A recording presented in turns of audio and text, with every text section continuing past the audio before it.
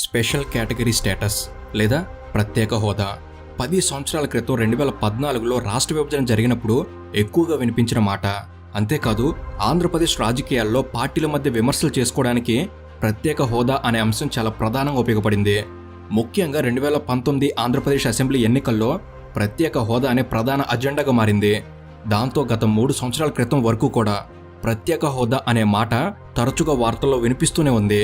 అదీ కాక ఆంధ్రప్రదేశ్ ప్రజల్లో ప్రత్యేక హోదా అనేది సెంటిమెంట్గా మారింది. కానీ ఇప్పుడైతే అన్ని రాజకీయ పార్టీలు ప్రత్యేక హోదా మాటెత్తడానికి కూడా వణుకుతున్నాయి. కానీ 2020 వరకు ప్రత్యేక హోదా అనేది రాష్ట్రంలో ఉన్న సమస్యలన్నిటికీ అదే సంజీవని అనే అభిప్రాయం కూడా వినిపించింది. దాంతో రాష్ట్రాన్ని విడదీసి రాజధాని లేని రాష్ట్రంగా మారిన ఆంధ్రప్రదేశ్కు ప్రత్యేక హోదా లభిస్తుంది అని చాలామంది ఆకాంక్షించారు. కానీ రాష్ట్రం విడిపోయి 10 సంవత్సరాలు గడుస్తున్నా స్పెషల్ స్టేటస్ మాత్రం రాలేదు. దాంతో రాష్ట్రంలో అభివృద్ధి కుంటుపడడానికి స్పెషల్ స్టేటస్ రాకపోవడం కూడా కారణం అనే అభిప్రాయం చాలా మందిలో ఉంది. కాబట్టి నిజంగానే స్పెషల్ స్టేటస్కు అంత ప్రాముఖ్యత ఉందా? అసలు ఈ ప్రత్యేక హోదా ఇవ్వడం వెనక ఉన్న ఉద్దేశం ఏంటి? కేంద్ర ప్రభుత్వం ఒక రాష్ట్రానికి స్పెషల్ స్టేటస్ ప్రకటిస్తే ఆ రాష్ట్రానికి వచ్చే లాభాలేంటి? ఆంధ్రప్రదేశ్ రాష్ట్రానికి ప్రత్యేక హోదా రాకపోవడానికి గల కారణాలేంటి అన్ని ఈ విషయాల గురించి ఈ వీడియోలో మాట్లాడబోతున్నాను. ఇది చాలా విలువైన సమాచారం కలిగిన వీడియో కనుక వీడియోని మిస్ కాకండి. అండ్ కాస్త ఏకాగ్రతగా కుదిరితే ఇయర్ ఫోన్స్ పెట్టుకుని వినేందుకు ప్రయత్నించండి. సమాచారం అనేది చాలా లోతుగా స్పష్టంగా మీకు అర్థమైపోతుంది. అండ్ ఇలాంటి మరెన్నో ఇన్ఫర్మేటివ్ వీడియోస్ని మీ కొరకు తెచ్చేందుకు మీ సపోర్ట్కి వీడియోకి జస్ట్ లైక్ చేయండి చాలు. అండ్ స్పెషల్ స్టేటస్పై మీకున్న అభిప్రాయం ఏమిటి? ఆంధ్రప్రదేశ్కి వస్తుందా రాదా? ముందుగానే మీ అభిప్రాయాన్ని కామెంట్ చేయండి. సో ఇక లేట్ చేయకుండా let's get into the video.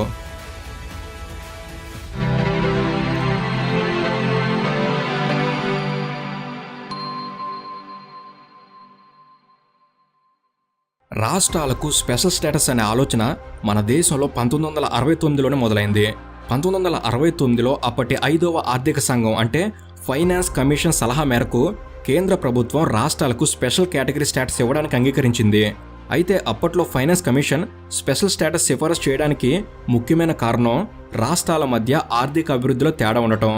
ఈ విషయం గురించి ఇంకా స్పష్టంగా అర్థం కావాలి అంటే మన దేశంలో మొత్తం 29 రాష్ట్రాలు 7 కేంద్రపాలిత ప్రాంతాలు ఉన్నాయి. అయితే దేశ అభివృద్ధి అనేది రాష్ట్రాల మరియు కేంద్రపాలిత ప్రాంతాల అభివృద్ధి మీద ఆధారపడి ఉంటుంది. అయితే మన దేశంలో ఉన్న 29 రాష్ట్రాలు 7 కేంద్రపాలిత ప్రాంతాల్లో భిన్నమైన వాతావరణాలు, భిన్నమైన భౌగోళిక పరిస్థితులు ఉంటాయి. అంతేకాకుండా దేశంలో ఉన్న అన్ని రాష్ట్రాల్లో మరియు అన్ని కేంద్రపాలిత ప్రాంతాల్లో ఒకే రకమైన సహజ వనరులు లభించవు. దాంతో వివిధ రాష్ట్రాల్లో వివిధ రకాలుగా అక్కడి మౌలిక సదుపాయాలు ఉంటాయి. ఇంకా లోతుగా అర్థం కావాలి అంటే ఒక రాష్ట్రంలో నదులు ఎక్కువగా ఉండి నీటి లభ్యత బాగా ఉండొచ్చు. ఇంకో రాష్ట్రంలో సారవంతమైన నేలలుండి పంటలు బాగా పండొచ్చు. మరో రాష్ట్రంలో ఖనిజాలు ఎక్కువగా లభ్యమవ్వచ్చు. మరో రాష్ట్రానికి సముద్ర తీర ప్రాంతం ఉండటం వల్ల పోర్టులు అభివృద్ధి కావచ్చు. ఇంకొన్ని రాష్ట్రాల్లో అడవులు ఎక్కువగా ఉండొచ్చు. ఇంకొన్ని రాష్ట్రాల్లో కొండ ప్రాంతాలు ఎక్కువగా ఉండొచ్చు. ఇలా భౌగోళిక అసమానతలతో పాటు సామాజిక ఆర్థిక అసమానతలు కూడా ఆయా రాష్ట్రాల మధ్య అభివృద్ధిని నిర్దేశిస్తాయి. ఇలా రాష్ట్రాల్లోని పరిస్థితులు వేరువేరుగా ఉండటం వల్ల ఆయా రాష్ట్రాల మధ్య నమోదయ్యే అభివృద్ధి కూడా మారుతూ ఉంటుంది. దాంతో అన్ని రాష్ట్రాల్లో ఒకేలా అభివృద్ధి జరగదు.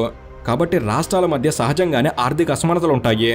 రాష్ట్రాల మధ్య ఉండే ఈ ఫైనాన్షియల్ ఇన్బ్యాలెన్స్ను తగ్గించడానికి 1969లో 5వ ఆర్థిక సంఘం చేసిన ఆలోచనే ఈ స్పెషల్ స్టేటస్. వెనుకబడిన రాష్ట్రాలకు స్పెషల్ స్టేటస్ ఇవ్వటం వల్ల రాష్ట్రాల మధ్య ఆర్థిక అసమానతలను తగ్గించి వెనుకబడిన రాష్ట్రాలను కూడా అభివృద్ధి చెందిన రాష్ట్రాల్లో పోటీ పడేలా చేయడం స్పెషల్ స్టేటస్ వెనుక ఉన్న ముఖ్యమైన ఉద్దేశం. అయితే మన రాజ్యాంగంలోని ఆర్టికల్ 280 ప్రకారం రాష్ట్రపతికి ఫైనాన్షియల్ కమిషన్ ఏర్పాటు చేసే అధికారం ఉంటుంది. మరియు ఏర్పాటైన ఫైనాన్షియల్ కమిషన్కు రాష్ట్ర ప్రభుత్వానికి కేంద్ర ప్రభుత్వానికి మధ్య పన్నుల పంపిణీ గురించి సలహాలు సూచనలు చేసే అధికారం ఉంటుంది. అలా రాజ్యాంగంలో పేర్కొన్నట్లుగానే 1952 ఏప్రిల్ 6న ఫస్ట్ ఫైనాన్స్ కమిషన్ ఏర్పాటు చేశారు.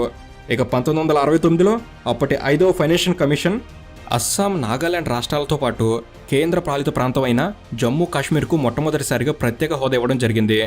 ఈ అస్సాం, నాగాలాండ్, జమ్మూ కాశ్మీర్ ఈ 3 మిగతా రాష్ట్రాలతో మరియు కేంద్రపాలిత ప్రాంతాలతో పోలిస్తే వనరుల పరంగా, సామాజికంగా, భౌగోళికంగా అసమానతలు కలిగి ఉండి ఆర్థికంగా కూడా వెనకబడ్డాయి అని 5వ ఆర్థిక సంఘం సిఫారసు చేసింది. దాంతో అస్సాం, నాగాలాండ్ రాష్ట్రాలతో పాటు అప్పట్లో కేంద్రపాలిత ప్రాంతమైన జమ్మూ కాశ్మీర్కి కూడా 1969లోనే కేంద్రం ప్రత్యేక హోదా మంజూరు చేసింది.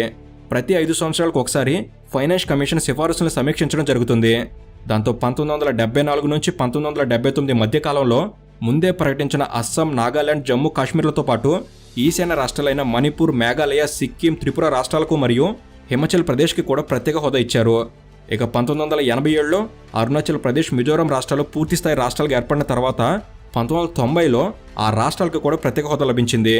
ఇక 2000 సంవత్సరంలో ఉత్తరప్రదేశ్ నుంచి విడిపోయి ఉత్తరాఖండ్ ప్రత్యేక రాష్ట్రం అయిన తర్వాత కొత్తగా ఏర్పడిన రాష్ట్రానికి తోడ్పాటు ఇవ్వాలి అనే ఉద్దేశంతో 2001లో ఉత్తరాఖండ్కు కూడా ప్రత్యేక హోదా ఇచ్చారు.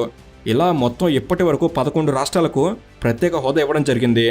ముఖ్యంగా మొత్తం 8 ఈశాన్య రాష్ట్రాలు ఈ ప్రత్యేక హోదా కలిగి ఉన్నాయి. ఇక ఒక రాష్ట్రానికి ప్రత్యేక హోదా లభిస్తే ఆ రాష్ట్రానికి చేకూరే లాభాలు చాలానే ఉన్నాయి. ప్రత్యేక హోదా కలిగిన రాష్ట్రాలకు కేంద్ర ప్రభుత్వం స్పాన్సర్ చేసే పథకాల్లో 90% నిధులు కేంద్రం నుంచి లభిస్తాయి.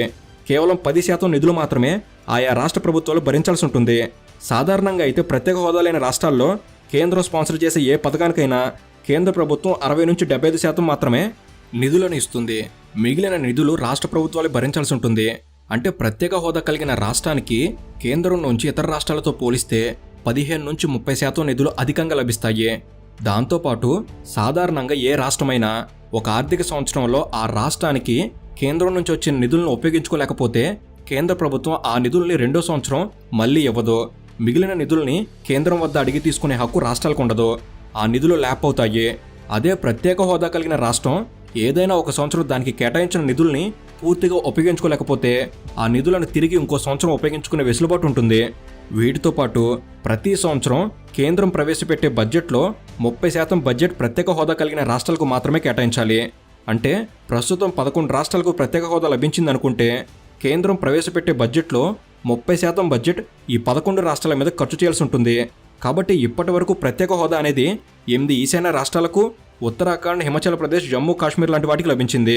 అయితే ఈ ప్రత్యేక హోదా కలిగిన రాష్ట్రాల్లో ఉన్న జనాభా దేశంలోనే అతిపెద్ద రాష్ట్రమైన ఉత్తరప్రదేశ్కు సమానంగా ఉంటుంది. అంటే జనాభా తక్కువగా ఉన్న ఈ ప్రత్యేక హోదా కలిగిన రాష్ట్రాలు కేంద్ర బడ్జెట్లో 30% నిధులను తీసుకుంటుంటే మిగిలిన 70% నిధుల్ని దేశం మొత్తం పంచాల్సి వస్తుంది. దాంతో అధిక జనాభా ఉన్న రాష్ట్రాలకు తక్కువ నిధులు వస్తున్నాయి. ఇక ప్రత్యేక హోదా వల్ల కలిగే అత్యంత ముఖ్యమైన లాభం excise tax, customs tax, income tax మరియు కార్పొరేట్ ట్యాక్సుల్లో ఈ ప్రత్యేక హోదా కలిగిన రాష్ట్రాలకు కేంద్ర ప్రభుత్వం నుంచి సబ్సిడీ వస్తుంది. దాంతో ఆయా రాష్ట్రాల్లో పరిశ్రమలు నెలకొల్పడం పారిశ్రామికవేత్తలకు లాభదాయకంగా ఉంటుంది.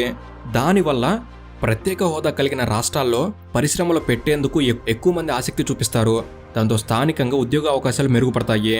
ఇప్పటికే అరుణాచల్ ప్రదేశ్, ఉత్తరాఖండ్ లాంటి రాష్ట్రాలకు అనేక ఫార్మా కంపెనీలు, మ్యానుఫ్యాక్చరింగ్ కంపెనీలు తరలివెళ్ళాయి. ప్రత్యేక హోదా కలిగిన రాష్ట్రాలకు ఇలాంటి ప్రయోజనాలు ఉండటం వల్ల ఆంధ్రప్రదేశ్ కూడా ప్రత్యేక హోదా కావాలి అనే డిమాండ్ వినిపించింది. అయితే ప్రత్యేక హోదా ప్రకటించడానికి ఫైనాన్స్ కమిషన్ రాష్ట్రాలకు కొన్ని ప్రమాణాలు నిర్దేశించింది.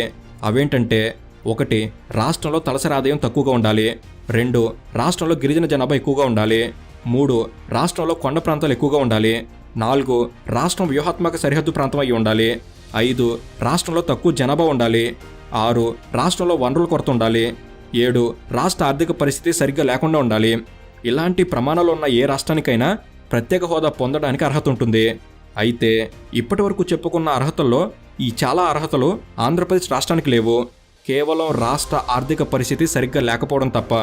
కాబట్టి ఆంధ్రప్రదేశ్కు స్పెషల్ స్టేటస్ వచ్చే అవకాశం చాలా తక్కువ అని చాలామంది భావించారు. కానీ 2000 సంవత్సరంలో ఉత్తరాఖండ్ రాష్ట్రం ఏర్పడిన తర్వాత కొత్తగా ఏర్పడ్డ రాష్ట్రానికి చేయూత అందించాలి అనే ఉద్దేశంతో 2001లో ఉత్తరాఖండ్కు ప్రత్యేక హోదా ఇచ్చారు. కాబట్టి రాష్ట్ర విభజన వల్ల నష్టపోయిన ఆంధ్రప్రదేశ్కి కూడా ప్రత్యేక హోదా ప్రకటిస్తారు అనే ఆశ చాలా మందిలో ఉండేది.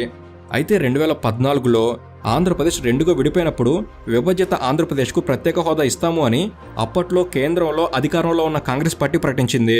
అప్పటి కేంద్ర మంత్రి జైరాం రమేష్ విభజిత ఆంధ్రప్రదేశ్కు నేషనల్ డెవలప్మెంట్ కౌన్సిల్ ప్రతిపాదన మేరకు ప్రత్యేక హోదా కల్పించేందుకు కేంద్ర మంత్రివర్గం ఆమోదం తెలుపుతుంది అని పార్లమెంట్లో ప్రకటించారు. దాంతోపాటు 2014 ఫిబ్రవరి 20న అప్పటి ప్రధానమంత్రి మన్మోహన్ సింగ్ గారు స్వయంగా రాజ్యసభలో ఆంధ్రప్రదేశ్ రాష్ట్రానికి కేంద్ర సహాయం కింద 5 ఏళ్ల పాటు ప్రత్యేక హోదా ఇస్తున్నట్లు ప్రకటించారు. దాంతో 2014 మార్చి 14న కేంద్ర కేబినెట్ ఆంధ్రప్రదేశ్ రాష్ట్రానికి ప్రత్యేక హోదా ఇచ్చేందుకు అంగీకరించి అప్పటి ప్లానింగ్ కమిషన్కు సిఫారసు కూడా చేసింది. ఇది జరిగిన కొన్ని రోజుల్లోనే పార్లమెంట్ ఎన్నికలు కూడా అమల్లోకి రావడం, ఆ ఎన్నికల్లో ఆంధ్రప్రదేశ్కు ప్రత్యేక హోదా ఇస్తామని మాట ఇచ్చిన కాంగ్రెస్ పార్టీ అధికారం కోల్పోవడం జరిగింది. దాంతో 2014లో కేంద్రంలో భారతీయ జనతా పార్టీ ఆధ్వర్యంలోని ఎన్డీఏ అధికారంలోకి వచ్చింది. ఎన్డీఏ అధికారంలోకి వచ్చిన తర్వాత 1950 నుంచి ఉన్న ప్లానింగ్ కమిషన్ రద్దు చేశారు. ప్లానింగ్ కమిషన్ స్థానంలో నీతి ఆయోగ్ని ప్రవేశపెట్టారు. దాంతో ప్లానింగ్ కమిషన్కి మన్మోహన్ సింగ్ గారి కేబినెట్ చేసిన ప్రతిపాదనలు అమలు కాకుండా పోయాయి. అదే ప్లానింగ్ కమిషన్ రద్దు కాకుండా ఉంటే ప్లానింగ్ కమిషన్ సిఫారసుల్ని ఆర్థిక సంఘం పరిగణలోకి తీసుకుని ఉండేది. ఇక అప్పటి నుంచి ఆంధ్రప్రదేశ్లో ప్రత్యేక హోదా కోసం ఉద్యమాలు, తిరుగుబాట్లు జరుగుతూనే ఉన్నాయి. దాంతో 2016 సెప్టెంబర్ 8న ఎన్డీఏ ప్రభుత్వం రాష్ట్రానికి ప్రత్యేక హోదాకు బదులుగా స్పెషల్ అసిస్టెంట్ మెజర్స్ పేరుతో ఇన్సెంటివ్స్ ప్రకటించారు. అంతేకాకుండా 14వ ఆర్థిక సంఘం సిఫారసులు అని రాష్ట్రాలకు ప్రత్యేక హోదా ఇవ్వలేకపోతున్నట్టు కేంద్ర ప్రభుత్వం ప్రకటించింది. అయితే ప్రత్యేక హోదా అనేది ఆర్థిక సంఘం సిఫారసులకు లోబడి లభిస్తుంది అని అనుకున్నాం. కాబట్టి ఆంధ్రప్రదేశ్కి కూడా ప్రత్యేక హోదా రావాలి అంటే 14వ ఆర్థిక సంఘం సిఫారసులు అనుసరించే జరగాలి.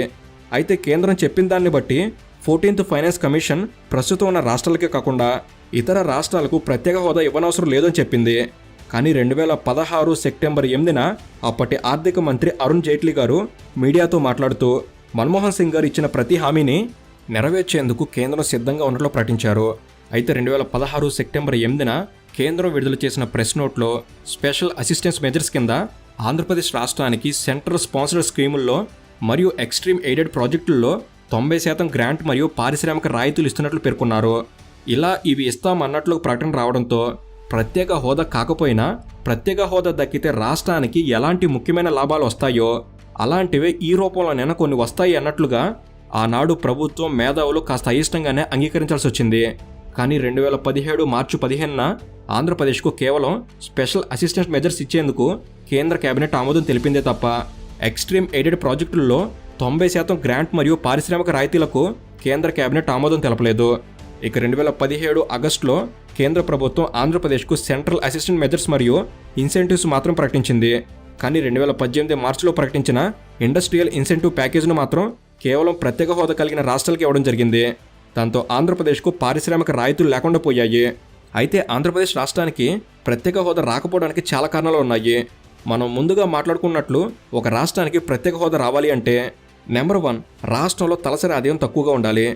ఆంధ్రప్రదేశ్ రాష్ట్రం 2017లో తలసరి ఆదాయం విషయంలో దేశంలోని ఇతర రాష్ట్రాలతో పోలిస్తే 13వ స్థానంలో ఉంది. జార్ఖండ్, బీహార్, ఒడిశా, ఉత్తరప్రదేశ్ లాంటి రాష్ట్రాలు తలసరి ఆదాయం విషయంలో ఆంధ్రప్రదేశ్ కన్నా వెనకబడి ఉన్నాయి. కనుక ఈ కారణం వలన కూడా స్పెషల్ స్టేటస్ని కేంద్రం నిరాకరించగలదు. ఇక నెంబర్ 2, రాష్ట్రంలో గిరిజన జనాభా ఎక్కువగా ఉండాలి. ఆంధ్రప్రదేశ్ రాష్ట్రంలోని గిరిజన జనాభా కేవలం 7% మాత్రమే.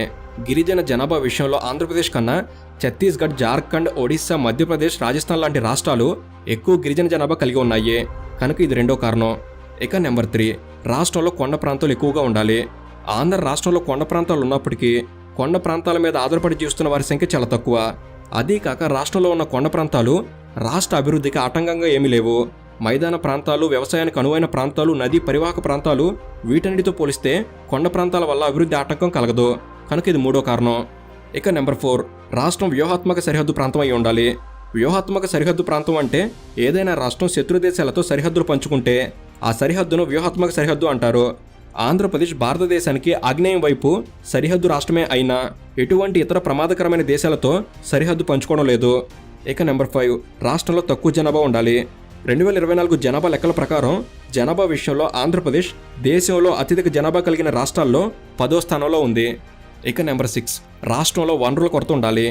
ఆంధ్రప్రదేశ్లో వనరుల కొరత అనేది తక్కువనే చెప్పాలి. గోదావరి, కృష్ణా లాంటి జీవనదులు ఆంధ్రప్రదేశ్కు సొంతం. 974 కిలోమీటర్ల తీర ప్రాంతం, సున్నపురాయి, బాక్సైట్, గ్రానైట్, ఐరన్ నిక్షేపాలు ఆంధ్రప్రదేశ్ రాష్ట్రంలో ఉన్నాయి. రాజస్థాన్ లాంటి ఎడారి రాష్ట్రాలకి ప్రత్యేక హోదా లేదు. కనుక ఇన్ని వనరులు ఉన్న ఆంధ్ర రాష్ట్రానికి ఈ కారణం వలన కూడా కేంద్రం స్పెషల్ స్టేటస్ని నిరాకరించగలదు. నెంబర్ 7, రాష్ట్ర ఆర్థిక పరిస్థితి సరిగ్గా లేకుండా ఉండాలి. విభజన వల్ల ఒక్కసారిగా రాజధానిని కోల్పోవడం, రాజధాని నుంచి వచ్చే ఆదాయాన్ని కోల్పోవడమే కాక మళ్ళీ కొత్త రాజధాని నగరం నిర్మించుకోవాల్సి రావడం, ఇవన్నీ రాష్ట్ర ఆర్థిక పరిస్థితిని కాస్త దెబ్బతీసే పరిణామాలే. అయితే ఒక్క రాజధాని లేదు అనే తప్ప తిరుపతి, విశాఖపట్నం, విజయవాడ, గుంటూరు లాంటి నగరాలు ఉన్నాయి. కాబట్టి రాజధాని లేని లోటు రాష్ట్రం మీద చాలా తక్కువగా ఉంటుంది అనే అభిప్రాయాలు కూడా ఉన్నాయి. కాబట్టి ఈ ఒక్క విషయం మినహా పైన చెప్పుకున్న 6 విషయాల్లో ఆంధ్రప్రదేశ్ రాష్ట్రం ఏ ఒక్క విషయంలో కూడా ప్రత్యేక హోదా పొందేందుకు అర్హత లేదు అనేది కేంద్ర ప్రభుత్వ అభిప్రాయం. అయితే కేంద్ర ప్రభుత్వం ఈ అభిప్రాయాన్ని ఎప్పుడు బహిరంగంగా చెప్పకపోయినా 14వ ఆర్థిక సంఘం ఈ విషయాలన్నింటినీ పరిగణలోకి తీసుకునే ఆంధ్రప్రదేశ్కు ప్రత్యేక హోదా ఇవ్వడాన్ని వ్యతిరేకిస్తుంది అని బీజేపీ నాయకులు చాలాసార్లు మాట్లాడారు. అయితే కేంద్ర ప్రభుత్వం ఏ ఫైనాన్స్ కమిషన్ సూచనల సాకుగా చూపించి ఆంధ్రప్రదేశ్కు ప్రత్యేక హోదా తిరస్కరించిందో ఆ 14th financial commission member Y V Reddy 2017 జనవరి 1న అసలు ఫైనాన్షియల్ కమిషన్కి రాష్ట్రాలకు ప్రత్యేక హోదా ఇవ్వాలా లేదా అని చెప్పే అర్హత లేదు అన్నాడు.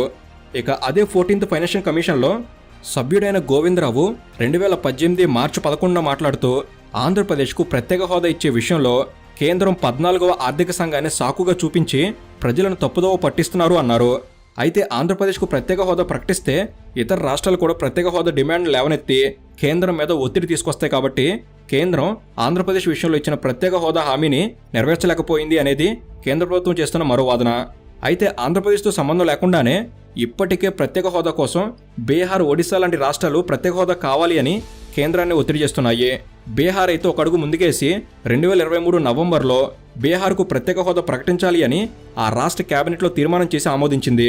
కాబట్టి ఈ ప్రత్యేక హోదా అనేది ఆంధ్రప్రదేశ్ మాదిరిగానే దేశంలోని ఇతర రాష్ట్రాలు కూడా ఆశిస్తున్న అంశమే. ఇక మన ఆంధ్ర రాష్ట్రం విషయంలో ఈ స్పెషల్ స్టేటస్ అనే అంశం కేవలం రాజకీయంగా ప్రతిపక్షాలు, అధికార పక్షాలు వారి గెలుపోటముల కోసం వాడుకునే అస్త్రమే తప్ప ఆంధ్రులకు స్పెషల్ స్టేటస్ దక్కడం అనేది దాదాపుగా అందని ద్రాక్ష లాంటి నిజం. ఈ విషయం అటు కేంద్రానికి, ఇటు రాష్ట్ర రాజకీయ పార్టీలకు తెలిసిన విషయమే. ఒక్క ప్రజలకే ఇంకా పూర్తిగా తెలియక ఆశపడుతూ ఎదురు చూస్తున్నారు.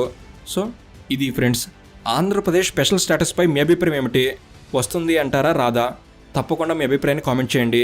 అండ్ ఈ వీడియో అనేది మీరు కొన్ని కొత్త విషయాలు తెలుసుకోవడంలో ఎంతో కొంత ఉపయోగపడిందని భావిస్తున్నాను. ఈ వీడియో కనుక మీకు నచ్చినట్లయితే జస్ట్ లైక్ చేయండి చాలు. ఇలాంటి మరిన్నో ఇన్ఫర్మేటివ్ వీడియోస్ ఇక్కడ నుంచి రాబోతున్నాయి. వాటిని మీరు కూడా పొందేందుకు తప్పకుండా మన తెలుగు నాలెడ్జ్ సబ్స్క్రైబ్ చేసుకుని బెల్ని ఆల్లో పెట్టుకోగలరు మనవి. Thank you for watching. Have a good day.